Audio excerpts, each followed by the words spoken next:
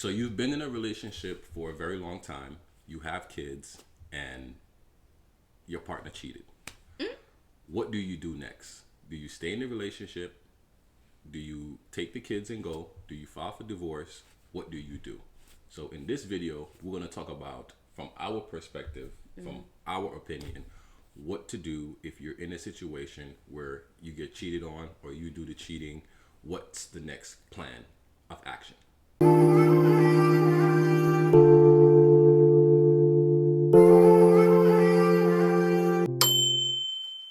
So, babe, Felicia, we got 5 kids. If I came home one day and said, Felicia, I got a girl on the side and she's pregnant and she's having a child for me, what would you do? At this stage that and you're talking about at this stage that or where we Tomorrow. at right now? Tomorrow. Okay. Tomorrow. Wow, that's intense. She wasn't ready. All right. I would have, first of all, I would have went into the who, what, when, where, why, how. You know, I would did that? Yeah, I want to know. I want to know. I want to know all the details. And then I would have, it's really like the who, what, when, where, why, how is very important for me to decide what I'm going to do. But I could tell you, like, off the rip, with you just saying that to me, I'm out. You out? I'm out. Off the rip. You seem a little betrayed, like I betrayed you even just by saying that. Huh? You seem like I betrayed you even just by saying that. 100%. Yeah? Yeah, of course. I don't think you betrayed me. You betrayed yourself. You betrayed the relationship. You betrayed, you know, the dynamics that we have put so much years into. So I learned some time ago that you cheating on me ain't me. It's you. It's me? It's you. You know? It's my nature. It's in my nature, though. I just couldn't help myself. It's in my nature. I'm a man, you know? Listen. Men were supposed to do stuff like that. What? Men are supposed to cheat on their women? We're supposed to be fruitful and multiply. With the one woman that you chose to multiply with. Yeah? That's how you feel? That's how you see it? I mean, you tell me how you see it. Maybe we can have a grown-up conversation about it. Yeah. That's actually not how I see it anymore. Right? But when I was younger, you know, I grew up listening to reggae songs talking about one burner business not gonna work again. 1 month you have a 50 girlfriend. Stop drink roots, start drink it again. I don't know what you're saying. Basically, man a gallus. I like the word gallus, but I don't. But you know what gallus is? What is it? Gallus is a guy who has multiple girls. So it's like growing up as a young man. That's a guy who has multiple girls. We're not talking about a man. So what I'm sharing with you is, for most guys, their programming is they got to be a player coming up, right? You mean Jamaican guys? No, just American guys too. It's like when you're young, you have multiple girls, right? And as you get older, you start to mature and you start to build. Let's go back. You said for most guys, you're supposed to have multiple girls. That's their philosophy. Yeah. For most guys. Yeah. For real. Yeah. I find that hard to believe. I don't think it's for most guys. No? No. Why would you say for most guys? For most guys? Yes. Maybe most guys I knew. All right. Maybe most guys I knew. Okay. You know, it all depends. There's some guys who say I got one girl and that's the girl for me, and then there are some guys who got Rebecca, Jenny, and Tiffany, and Jasmine. And you know.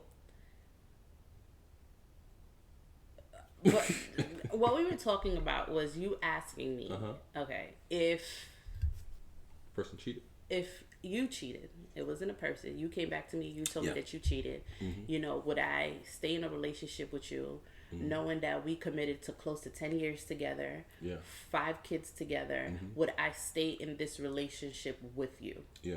And I'm really big on respect. That's me. You know, I think I saw a video the other day, and the lady was talking about how, you know, and I think she was close to her 50s, and she's been married to her husband for like over 30 years. And she said, you know, if her husband cheated on her, that she would stay. She would stay off of the strength that the temptation out there is so huge for men. And that, you know, sometimes women with no self-respect would just continue to throw themselves knowing that the man is married and etc. And that's probably true. It's not probably true, it is true. For some people it is true. For some people it is true. And she said that she would stay because the temptation is so real out there that it's challenging for the guy to say no. And she said an example is her husband would come home, and she would just happen to go through her husband's phone and see that this girl who's been trying to hit on the husband has been texting the husband like back to back to back to back to back. And that right there could be the reason that somebody would leave their husband. And she said, no, I wouldn't leave. She was like, I would fight her. I would work, you know, I would do whatever I have to do to keep my man.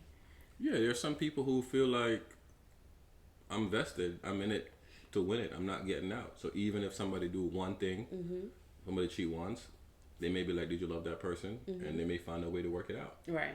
And they may be like, I'm going to find a way to work it out, but I'm going to get my one cheat in too. Right. And there's some people who are like tick for tat. If you cheat once, I'm going to cheat once. Right. But I'm going to do it worse than you. Right. I'm going to go, you know, I'm going to go do it 10 times worse than you. Right. And then we even. Right. And then we can build.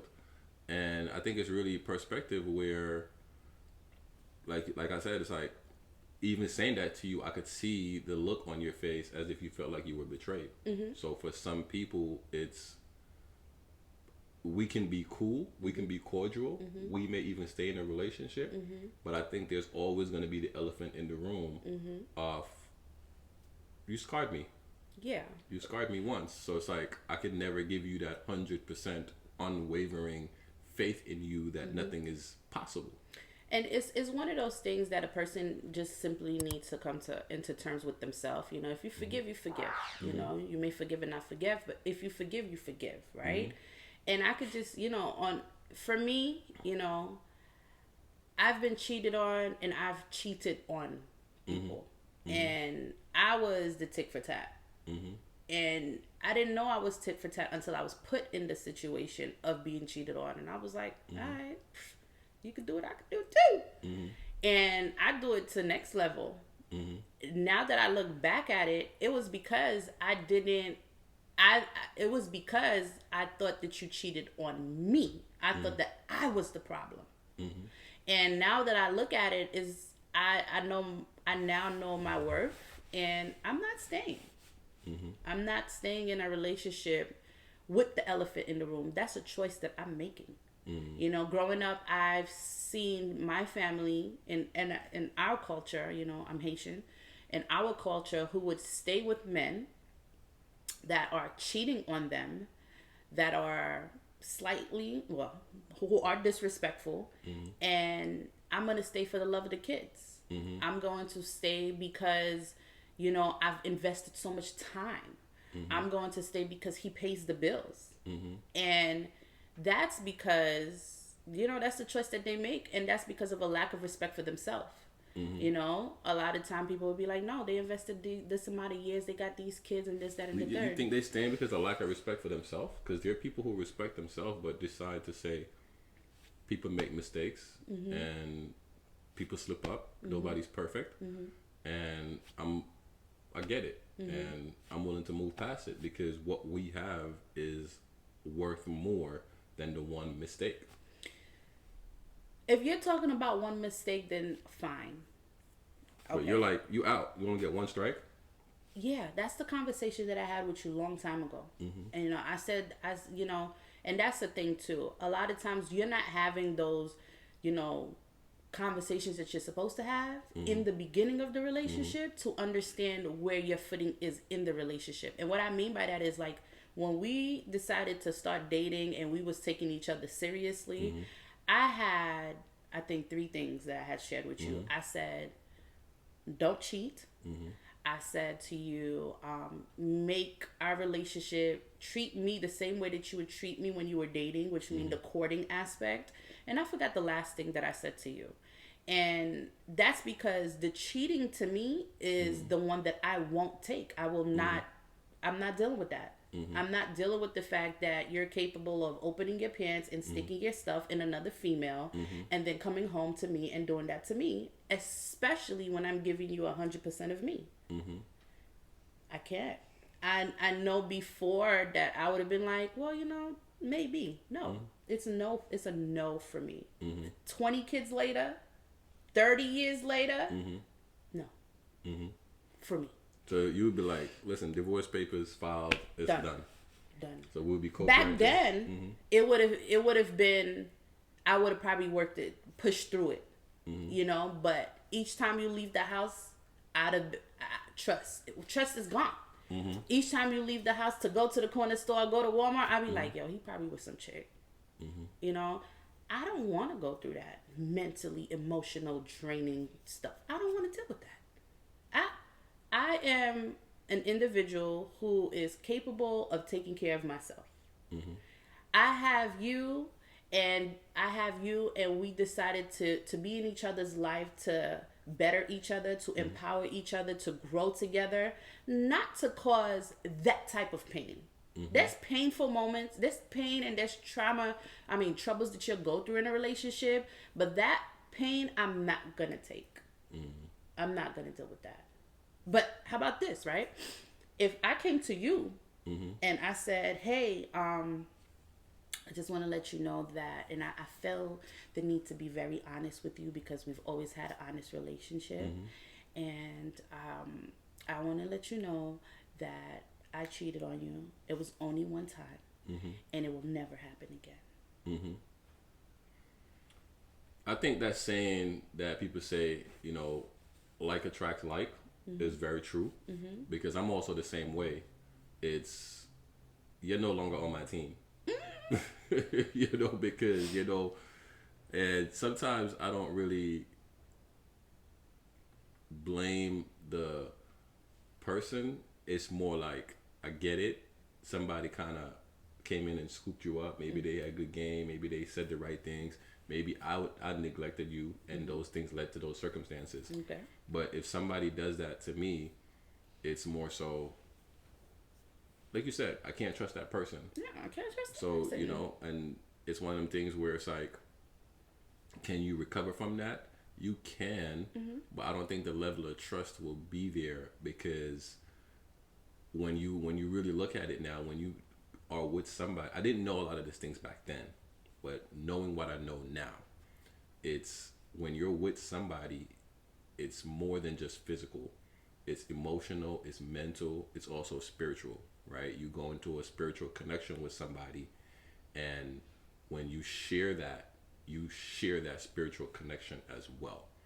And I think that's the part that I understand now, that if somebody's willing to give away the spiritual connection that they have with you, you just ain't that special. Compared to if somebody's willing to honor that spiritual connection. Because, like I said, I grew up in an era where guys had multiple girls. Right. I had multiple girls coming up to, like, out of high school, 19, 20, 21. How many girls did you have, Dominique? I used to have maybe like 2 girls at a time. You know, maybe one don't answer the phone. But I don't think it was my girl. It was more like dating. Okay. Because I think I've only asked one girl to be my girl. So you was dating all these women, and you were also having intercourse with them? Yeah. Interesting. Yeah. So think about it. Go back to when you're like 19, 20, 21. Your friend brings over a girl. She comes with a friend. You're like, yo, what's good with your friend? And you and her friend hang out. Y'all may do movies. Y'all may do whatever. Y'all hook up. But I realized that there's a level to it. There's a level of, hey, I want you to be my girlfriend. Yeah. Right? There's that level. Or there's a level of, who is she? She's my shorty. We just hanging out. But y'all could be hanging out and having intercourse. It doesn't mean she's your girl, because you've never took that effort to say, hey, let's get exclusive. Yeah, hey, but let's be my girl. I think it's also, like, I would say in the Haitian culture, you know, it's easy for you not to ask a girl to be your girl and then automatically date your girl because you gave them a dance. Yeah, I mean, the Jamaican culture too. That's my girl, right? She hung with me 2 times. Right, I brought her to the party. That's my girl. You know what I'm saying? It's an unknown saying. It's an unknown saying, exactly. Yeah. So it's one of those things where a lot of that happened. Yeah. Right. And I think that leads to confusion too, because we hang out a few times. I didn't say you my girl. You go on a date with me, but then on Saturday you go on a date with somebody else, and you go on a date with somebody. So you dating somebody else too, right? So we were never really together, right? So it's like, can I take it personal? No, because I never asked you to be my girl. Can you take it personal? No. But as I grew older and I matured, I realized even at that age, you're still making bonds and connections with those people. Right. I just didn't really know what was going on. So that's why now, you know, as I'm older, based on what I've discovered, it's like, nah, when you hook up with somebody, you now have a spiritual tie with that person. It's more than just physical. When you have kids with that person, you now have a financial connection, an emotional connection, a mental connection, a life connection. A forever connection. Forever, because if y'all don't make your work together, it's going to be a nightmare for those kids. With that, do you feel that a person should stay in a relationship for the sake of the kids, even if they're not happy in the relationship, even if, you know, like their relationship is very rocky? So with that, I feel like I don't have all the right answers. Right. And it's just a perspective of just how I view things. I feel like if you have a child with somebody and y'all not seen eye to eye, sometimes it's better if y'all do y'all separate thing, and then both of y'all try to be the best parent you can as individuals. Because if you and that person not seeing eye to eye, and y'all stay in a relationship, and y'all do this every day, I feel like doing this in front of the kids is worse than y'all being separate and loving them separately. Because now they can go to 2 different homes and get loved on. Yeah, they'll have some things that are missing in one home, but they can go to 2 different separate parent and get loved on at 100% level without interference. Compared to, y'all don't like each other anymore, y'all don't love each other anymore, y'all fight every day, you're arguing in front of the kids. So now your kids, if it's a son or a daughter, your daughter now sees mom disrespecting dad, or dad disrespecting mom. So now your daughter gets that disrespect is okay. Right. Fighting is okay. Fist fighting is okay. Cussing each other out is okay. If it's a son, he sees that disrespecting mom is okay, right? And then that is now leaving an imprint on that child, right? So I think that's worse than staying together, than splitting up. Now, is it beneficial staying even with the problems? Yeah, because y'all could be cordial, y'all could live together, and y'all could figure it out. But I just know that there are times where, because y'all not in it for each other, y'all grow separate. As y'all grow separate, sometimes you just now open the door for just anything, any little drama. And I feel like that drama is not worth it. Do you think that the fact that you're not staying in the relationship for the sake of the kids is a reason that there's a lot of broken homes? So basically, what broken you're asking, homes in the sense of, you know, divorce rates are high. The fact that the kids don't have mommy and daddy at home together. Do you think that that's that you add to that? Yeah, I mean, of course you add to it. When you split up with somebody and y'all get a divorce, that is a broken home. Right. Right. So you are adding to it. However, when you stay in that relationship together, when y'all not working and y'all fight every time in front of the kids, you're leading to a broken home as well. Because the kids now see that and they repeat that. How about if somebody stays in a relationship and they don't do this in front of the kids, but they're not necessarily together?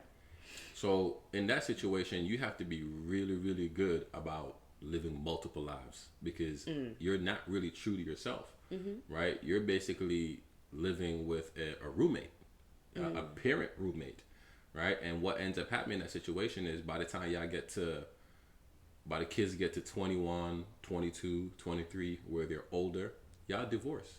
Y'all, at that point in time, y'all like, you know what? The kids are older now. They're a little bit smarter now. They're a little bit more emotionally stable.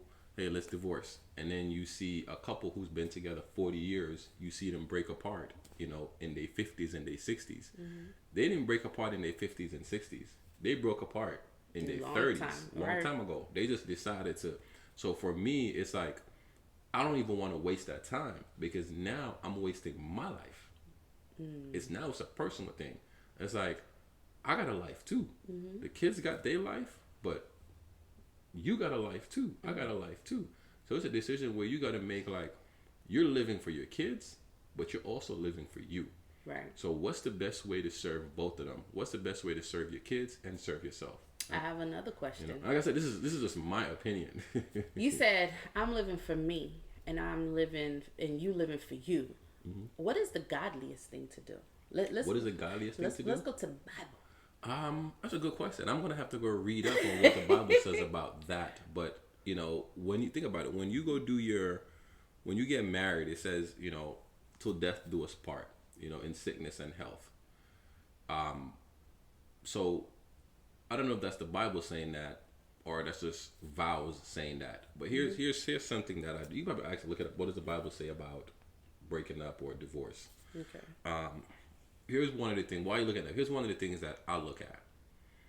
I look at when you get in a relationship. At some point in time, you got in a relationship with that person because y'all was on the same level, right? Because you don't attract who you want, you attract who you are. Okay. So y'all at some point in time was seeing eye to eye. Now what typically happens is one person is growing and the other person is not. And then there now becomes a little separation gap. Or one person is growing to the right and one person is growing to the left. And then you got a separation gap. But if both of you guys are growing look at this. in alignment, it's hard to really not coexist because both of you guys are growing. You're growing emotionally, mentally, spiritually. You're growing together. So when you grow together, you're also elevating yourself. You're becoming better as a human being. You're developing your mindset. You're growing emotionally. You're growing physically. You're growing spiritually. But if both of y'all are growing, what starts to happen is both of you guys are now elevating. And because you're elevating together, you can now strengthen that bond. But if one person is growing and the other is not, it's a separation. So you already separated mentally. You already separated emotionally. The only thing left is the physical separation. Yeah. Because we don't live in a physical world. We live in a spiritual world as physical beings, right? Everything here that we're seeing physically is on the secondary level. So if something is happening physically, which is the arguments, the fight, the cheating, the miscommunication, those are just symptoms of something that is affecting you mentally. Or in the root. Right? So stop trying to change the fruit. Go focus on the root, right? Stop trying to change the fruit of the thing, which is your result. Go focus on not even the root. Go focus on the seed that you planted that gave you the root to that tree. Right? Because the root of a tree, you can't change the root unless you change the seed of the tree. Right. So go change the seed of the tree, which will give you the root, which will produce the tree, which will produce the fruit that you want to see in your results. Yeah, and the seed is as simple as it's awareness. It's awareness when it happens, right? So what that look, at least for me, what it looked like for me is, when I was cheated on and I decided I'm gonna cheat too. Yeah. What gave me the emotional trigger to be like, I'm gonna cheat too? There's some seed. There was some There seeds was, there. you know what was that? Why did I feel that I needed to retaliate with cheating? And so I, later on, I had to go back and think, okay, like, what was it that made you feel that you should go cheat because they cheat? Why didn't you go the way of, this isn't gonna work out, let's just move on, compared to just, oh, look, we gonna go at this, let's go. And what I came to realize was, it's like you said, it was betrayal for me. So betrayal for me was just like, oh, you hurt me, I'm gonna hurt you too. Some type of pain, some type of loss. It was a pain. And then when you really go back into it even more deeper, okay, where did this form of betrayal take place, and why did you feel to retaliate? And when you really think about it, seeing certain family members get betrayed, and then dealing with the disrespect, and you growing up feeling like, oh, that will never be me. It was that's where it came from. So it was the seed of simply a family member that you seen, something you saw in the past, something that you saw. And so I had to mentally, emotionally, and physically work on that, so that I didn't, number one, harbor those resentment, harbor those unforgiveness. So it's really focusing on what made you feel that way. And then when you do realize what made you feel that way, you look back and you realize, let me see how their life is doing. Right. And let me see, like, the people who stayed and the people who didn't stay. Like, where are they? It's not that they were in a better, worse, or whatever place, but you look back and you're like, you still dealing with this? Yeah. You still unhappy? You still not living your faithful, fruitful life that, God put you on this earth for, because you feel that you have to stay with this man because you're married? What did you read? What did you come up with? So, it's a few, but I'll read this one. And it says, Jesus reaffirmed the sanctity of marriage and thought that divorce should be avoided except in cases of marital unfaithfulness. Our daughter's crying upstairs with We're Tati. gonna hurry up. She's with her aunt, but she's upstairs crying. So I know we're having a great conversation, but we're gonna have to wrap this up, and might even have to do a part 2. It says Matthew 5 verses 31 to 32. It was also said, whoever divorces his wife, let him give her a certificate of divorce. But I say to you that everyone who divorces his wife, except on the grounds of sexual immorality, makes her commit adultery. It's cheating. It's really the big no is cheating. Do not commit adultery, which is one of the commandments too. Matthew 19:8 verses. It didn't say because y'all couldn't handle the finances or because y'all miscommunicating. Matthew 19 verse 8 to 9. Jesus said, because of your hardness of heart, Moses allowed you to divorce your wife. But from the beginning, it was not so. And I say to you, whoever divorces his wife, except for sexual immorality, and marries another, commits adultery. So when you really break it down, the no for divorce is cheating. So even in today's days and time, somebody say, hey, we married for 6 months, I don't like it, but there's also abuse. If you get in a situation and your husband beats you up, do you stay with him or do you get a divorce? According to that, you're supposed to stay because that's not sexual. But a lot of people fight it. They'll be like, well, back then, you was able to have multiple wives and this and what it is that they'll change the dynamic to fit the situation of whatever answer that they want to fit into their world. Yeah. And I would say, at least for the entrepreneur couple, cheating is a big no-no for us. Now, if you came into the relationship and your dynamic was like, listen, you could cheat and you have an open relationship, polygamy, or all that other stuff, that's on you. Yeah. That's on you. But in our world, Yeah, one of the things that I'll share this too, when we got together, I don't know if you remember this, Felicia, I don't know if you remember these conversations. You probably do. But there's a couple of times I've had to say to Felicia, my job in the relationship is not to make you happy. That's your job.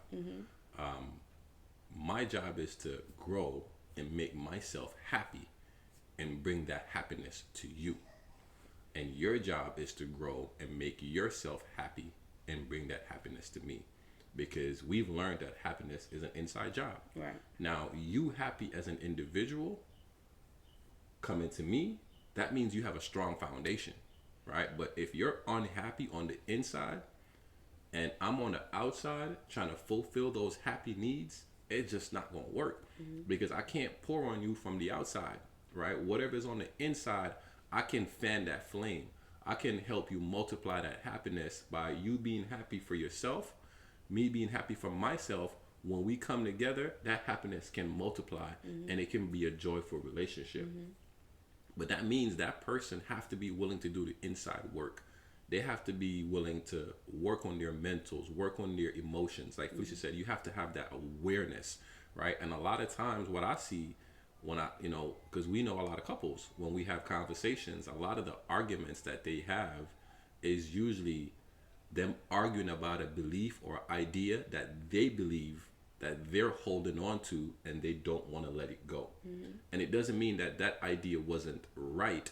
It was right at one portion of your life. But for where you are today, it is no longer serving you. So you have to let it go.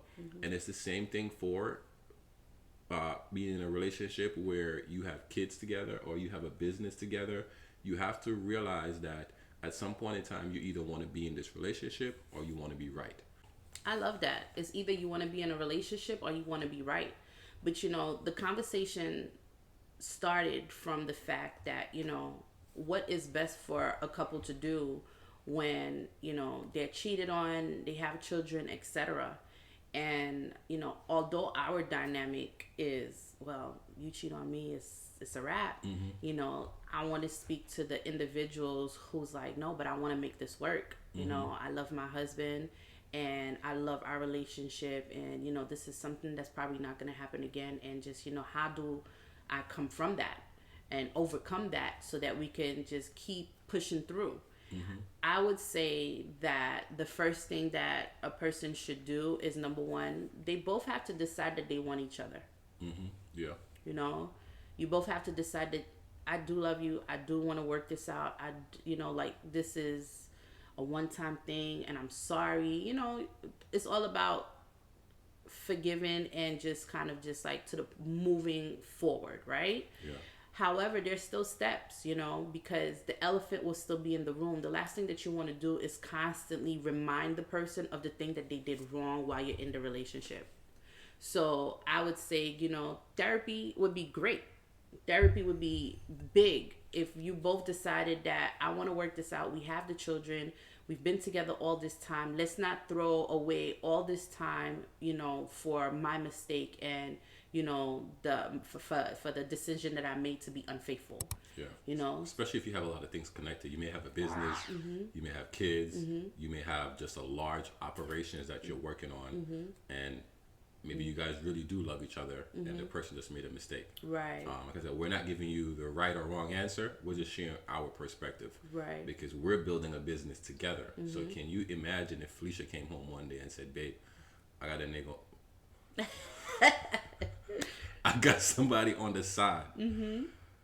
We're no longer the entrepreneur couple. Can you imagine that? Because we're building a brand called the Entrepreneur Couple. Imagine if I did it. If I got a shorty on the side. Right. We're no longer the entrepreneur couple.